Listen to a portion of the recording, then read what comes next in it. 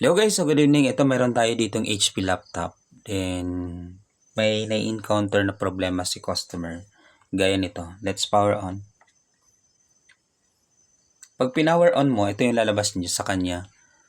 System fan 90B, press enter to continue startup. Pero pag hindi nag-press enter, magsha-shutdown yan. Continue operating system is not recommended ang nakalagay doon. Medyo complicated yung problem na to. Kasi something like overheating siya. Let's power on again. Then tingnan natin yung yung problem. Power on ulit natin siya. Sabi dito, continued operating system is not recommended and may cause unpredictable behavior that could result to random shutdown. So yan, nagsha-shutdown na nga siya, Then, yun na nga, pag nag-press enter tayo, pwedeng mas masira yung kanyang system o yung loob, yung board. Kasi meron siyang nadidetect na parang mainit sa loob ng laptop. So, yun yung nagiging problema ng laptop na to. So, there is something hot inside. I don't know kung ano yung tingnan natin. Take note ha, kapag mga ganito, then may nakalagay doon, kapag ginamit daw, pwede daw mag-cause ng problem. Pwede mag-automatic shutdown or medyo complicated yan kapag ganun po. So, I do not recommend to use the laptop just for the sake of kung ano man yung gagawin ni customer or kung ano man yung gagawin natin. Wag nating syempre yung laptop wag nating i-compromise kapag may mga ganong error na. So let's check. So pareho lang ito nito ng laptop na to. Pareho sila HP. Iba naman yung problema nito. Ito naman as in totally dead. Okay?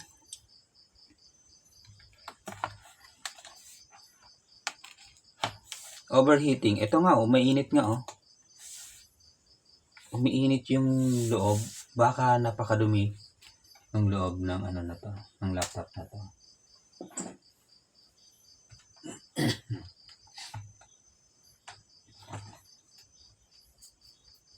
So I am looking for yan, alright. Ito na siya. So buksan muna natin. Ano ba yung mayroon dito sa loob nito?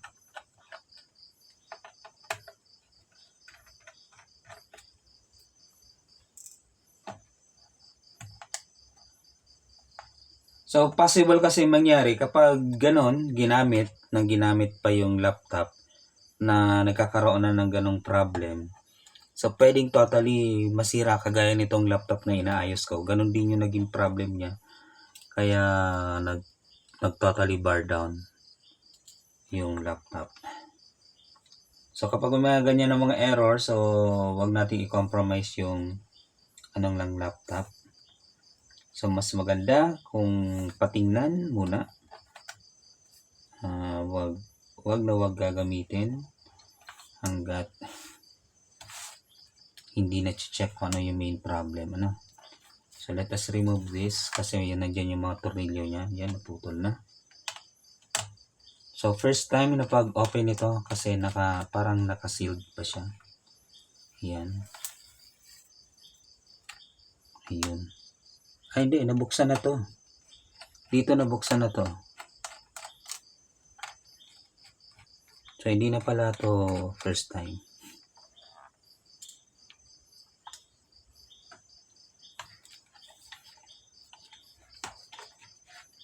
Alright. So, let us open this.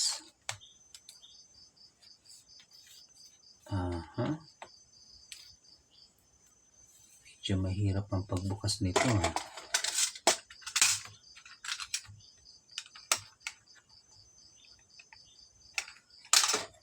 Come on.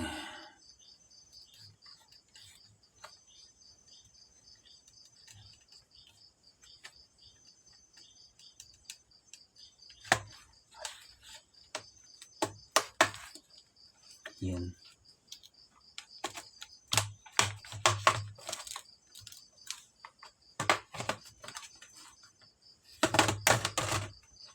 Ano ba yung nasa loob nito?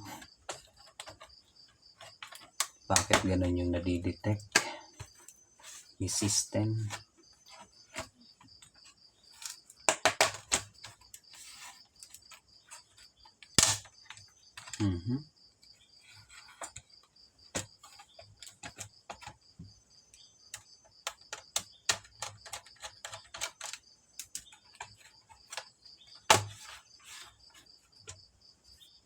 Ayun. Okay. So, ito yung problem sa tingin ko. Bakit siya nag-overheating? Ito siya. So, may pagkakaiba siya kumpara dito. So, itong laptop na to, wala na siyang fan. Wala na siyang fan intake. So, ito naman yung laptop na to, mayroon pa siyang fan intake. So, ito yung nagko-cause kung bakit nag-overheating. Possible na hindi na to umiikot. Okay, linisin muna natin ha.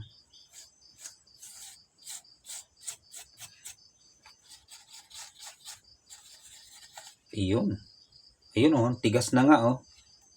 Ayun. So, hindi na to umiikot. Yun yung main problem nito guys.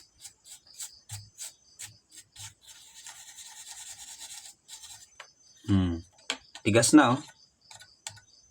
Yun. Di na siya umiikot, kaya nagkukos siya ng overheating. Then, kaya nagsasuggest na hindi na pwedeng hindi pwedeng gamitin. Kasi, syempre, masisira dito yung CPU or yung Central Processing Unit.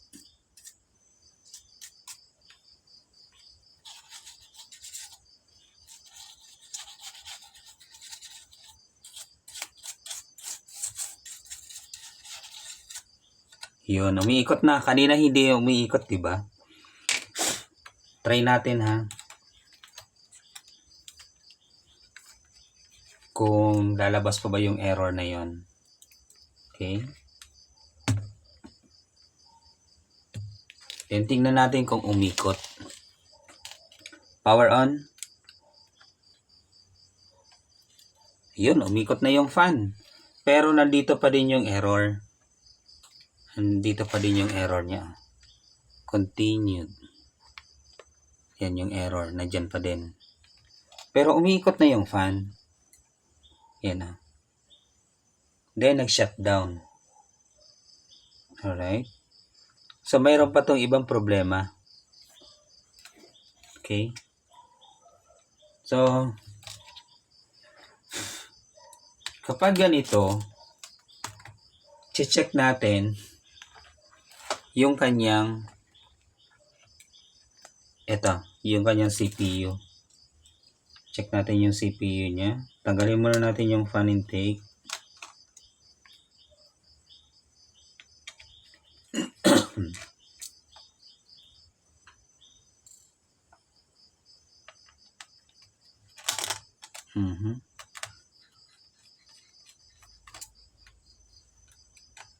So, possible kasing tuyong-tuyo na yung kanyang yung thermal paste. So, since hindi umiikot dati yung fan, ayun, possible na sobrang init na natuyo na yung thermal paste ng laptop na to.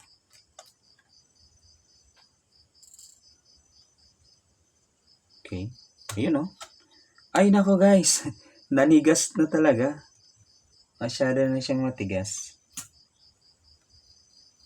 Then yung fan intake niya, tingnan mo naman yung dumi oh. Hala, grabe, hala. Tingnan mo. Oh. No. Yan yung number 1 na problem. So, ito yung pinakang problema ng laptop na to. So, dito nag-uumpisa yung overheating. So, ibig sabihin, hindi pa nalilinisan yung loob nito. Ngayon pa lang. Yan, gamitan natin siya ng blower natin.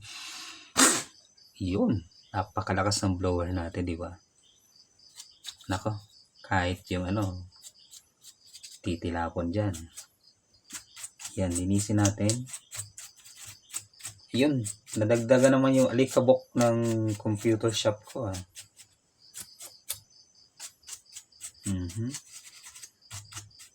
So hopefully maging okay na siya. Then tuyong-tuyo na talaga yung kanyang thermal paste. Alright, ayan, tingnan natin. Tanggalin natin yan. Palitan natin ng bagong thermal paste.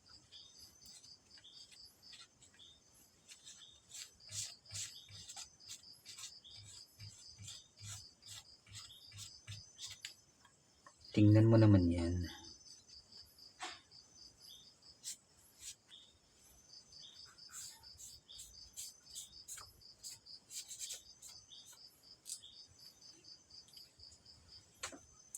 Then ito yan dumi diba? Grabe. Ubusan ako ng hangin dito, guys.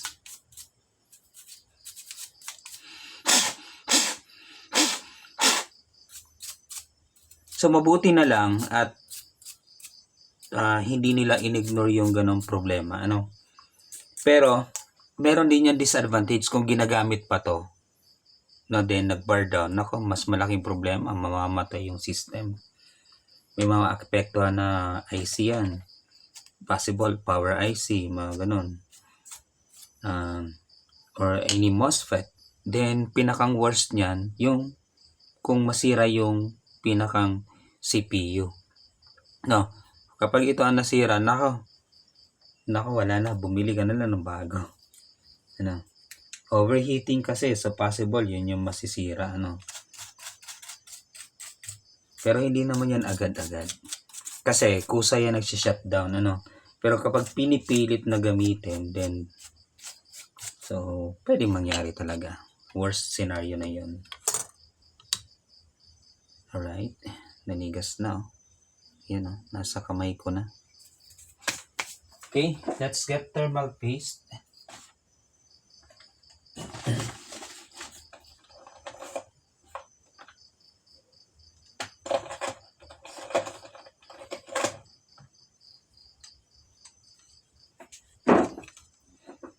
Alright. So, lagyan natin to. Yan.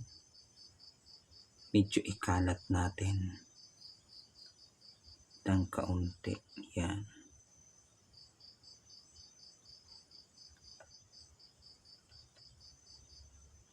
So, yung thermal paste, ang pinakang function nito, guys, kumbaga, yung gap, ito yung pumupuno sa gap, kumbaga, para hindi makalabas yung hangin, ito yung pumupuno dyan, yung thermal paste. So, siya yung, doon sa mga gap na yon, siya yung nag-aano dyan, para hindi uminit,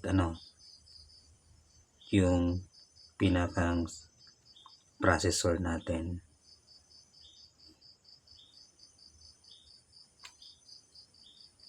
Parang pinalitan na to Yan, dinawihan ko na.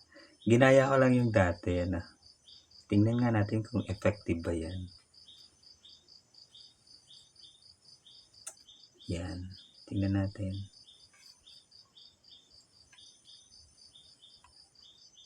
Oops. Okay natin to. So since nalinisan na natin siya,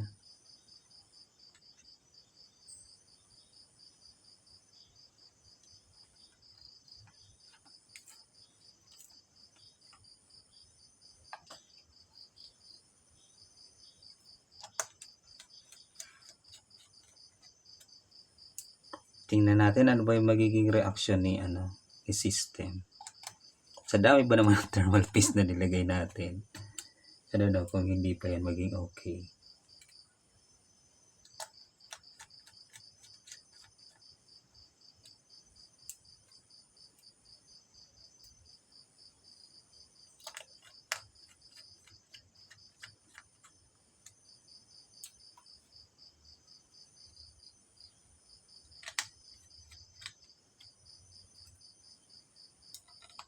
So, yan ha. So, possible na nandun pa yung error na yun kasi masyado pang madumi ito. So, totally hindi pa pumapasok yung air. Dapat pumasok yung air papunta dito. Palamigin niya yan. So, ito dapat nga mayroon itong ano eh. Mayroon yung takip. So, lagyan natin siya ng tape.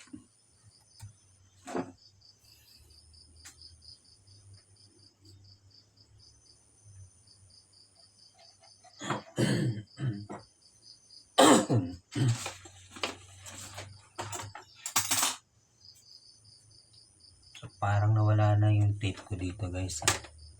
Ito na lang ang mayroon ako. Sige nga.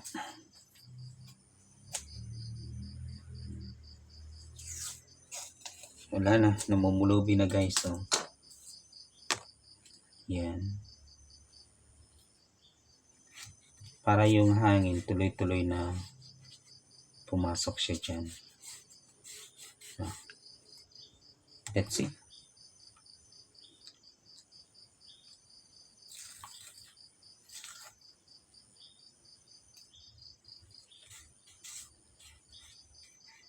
Alright. Sige nga. So let us power on again the laptop. Andyan pa ba yung error? So yun guys. Wala nang error. Diba? Okay. Wala nang error. So yung problema ay nasa thermal paste, then madumi na yung kanyang fan intake, then siyempre yung kanyang linya papunta doon sa CPU, no? So dapat kasi lumamig 'yan. So possible na buksan na 'to. Then pinalitan ng hindi lang nilinisan or anything. Yan, hindi na siya nagsi-shutdown, guys. Continuous na. Then ito nga, number 1 din, dapat kasi ito wala tong open. Kasi dapat tuloy-tuloy yung air papunta dito. Then magsi-circulate yan para hindi ito uminit. Ito yung nagiging cause. Yan ah. Ito yung nagiging cause kapag ito hindi na umiikot, iinit ito. Yung error na yun na yung lumalabas doon na error. Umiinit na yan. No, para hindi naman tong refrigerator, then yung aircon, parang ganun din yung nila. So, yan, kapag uminit yan, mag-overheat yung CPU natin, Central Processing Unit. Then, yun na yung error na yun lumalabas. Then, so since nakita natin kanina napakadumi to, then, ang hirap umikot. So, possible hindi yun umiikot in the first place. Yun yung naging cause kung bakit umiinit ito. Kaya natuyo yung kanyang thermal paste. Pangalawa, since barado na yung ng mga dust, then yun. Then pangatlo, ito open na to. So dapat ito close lang to. Then para yung ikot ng yung init dito ilalabas niya papunta dito, no? O kaya yung lamig nito papupunta niya doon para ma-circulate at hindi na uminit yung Central Processing Unit natin. So, ganun ka-complicated yung system ng laptop or ng computer. Alright, so sana may natutunan tayo sa video na to. Peace out guys and good evening.